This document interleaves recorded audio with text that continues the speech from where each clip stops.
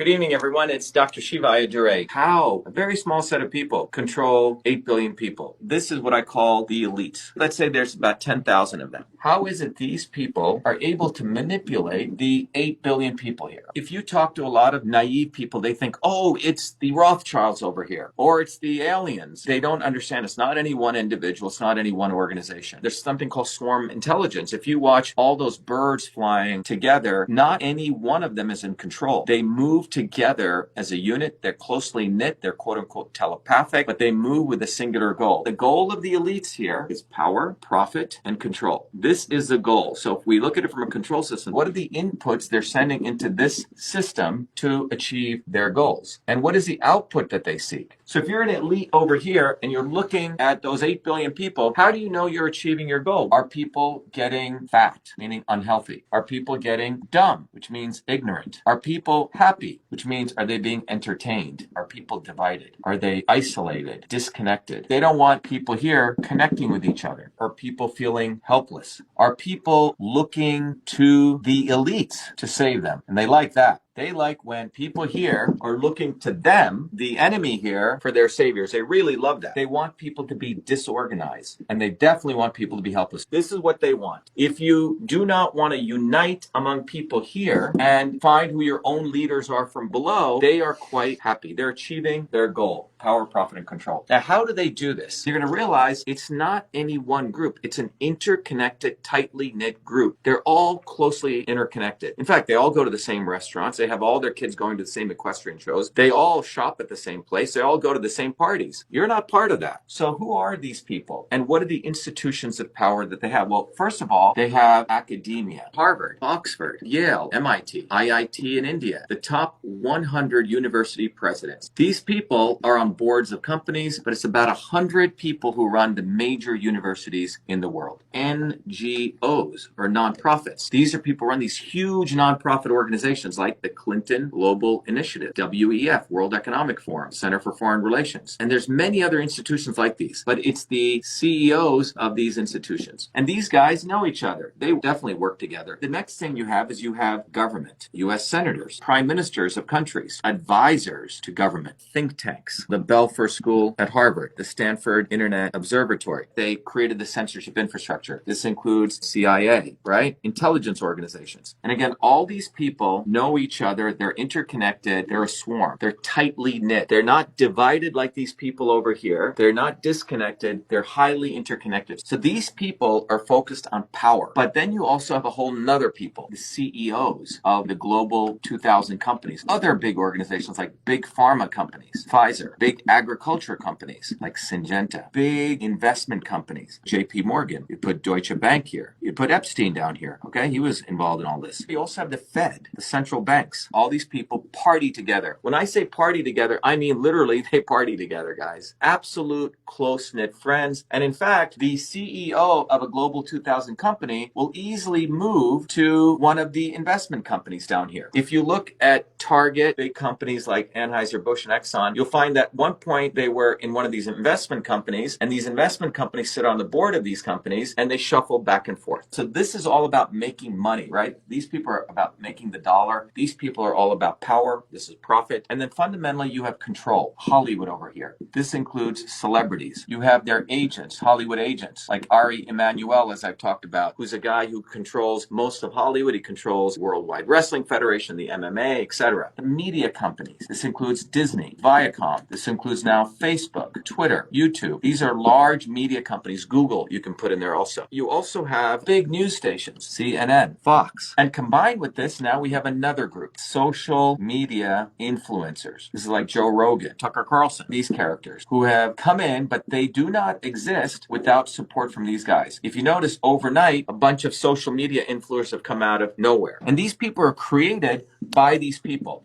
So when you look at this, the academics, the NGOs, the government, the think tanks, the investment companies, the Fed, the big pharma, the CEOs, the Hollywood celebrities, media, social media influencers, and the news companies, and you can even take the top 10 of each one of these, they all know each other, everyone. And in order to manipulate these people, they need front men to manipulate these people with policies. Because what comes out are policies. These are the inputs they put into the system, propaganda. They feed these people purposely, people who they tell them are going to save them, like the Elon Musks or Trump or the Kennedys. Now, who are the people part of the swarm that does that? They have the obvious establishment. And these people are like the Clintons or the McConnells or the Obamas or the Bushes or the Queen of England. Typically people say, oh yeah, those guys are part of the establishment. But one of the things we teach at Truth Freedom Health, the most insidious people are what I call the not so obvious establishment. These are the people that are created to make sure that the 8 billion people look to the elites to save them. Trump, he's got a golden toilet. Mar-a-Lago, Kennedy's, completely bogus family. You can look at historically people like Gandhi or people like MLK. These people all came and were endorsed by the swarm. These people do not exist. They live in Malibu. They live in the places of the elites. And these people are the ones that are used to send the inputs of this controller. In system science, these are the controllers. These are the people controlling the inputs that go in. And remember, their goal is to make sure people are in the state of division, disconnection, and helplessness, particularly. They're observing all this. They have their sensors. And one of the features that they notice is that as long as people are in dysfunction and diseased mentally, physically, emotionally, they're happy. Well, what are those diseases these days? We see obesity. We see endocrine disruption, men with low testosterone, and people questioning their sexuality. We also see people with cancer. The world's population's life expectancy is going down. The United States is going this way, and this is from 1980 to 2020. They like this. This is life expectancy. In fact, when they see dysfunction, you know what they do? They put another input in, which is normalize the dysfunction. Eat sugars and high fructose food. Well, over here, people have been literally getting fat. It's led to obesity. Or they've been putting in foods that are affecting people's gut microbiome. This is what I call from policy to biology. People are getting worse and worse. They're actually making more money because the obesity now creates obesity drugs. The endocrine disruptors, let's talk about this. This will really explain what's going on with Bud Light. About 20 years ago, there was research done at the universities that clearly showed the use of restricted use pesticides like atrazine and other chemicals in the atmosphere actually cause endocrine disruption, which could reduce male testosterone, which could also affect mammals where the sex organs can change. And this was done by the work of Tyrone Hayes. So if you're over here at a university and you find out one of your researchers discovered that, and you are playing golf with people over here at Syngenta is the one who produced atrazine, they're going to say, hey man, we don't want this research coming out, because you have to understand something. The investment community here is investing in all of these companies. So if you're one of these large investment companies, you're moving trillions of dollars. $600 trillion,